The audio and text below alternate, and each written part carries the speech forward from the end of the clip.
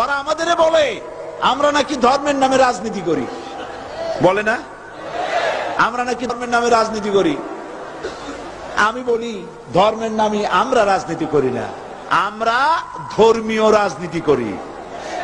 কথাটা বুঝে আসছে কিনা? ধর্মের নামে রাজনীতি তো সেই ব্যক্তি করে 1996 সনের নির্বাচনের আগে যিনি মাথায় পট্টি বেঁধেছিলেন, যিনি শপথ গ্রহণের সময় হাতে তসবিহ পড়েছিলেন, ধর্মের নামে রাজনীতি তিনি করেছেন।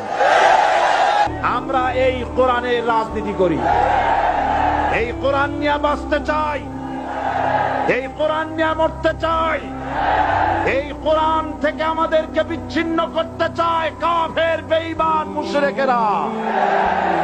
ও আমার জাতি, কোরআন থেকে যারা বিচ্ছিন্ন করতে চায়, তোমরা কি তাদের বিরুদ্ধে জিহাদের জন্য প্রস্তুত থাকবে?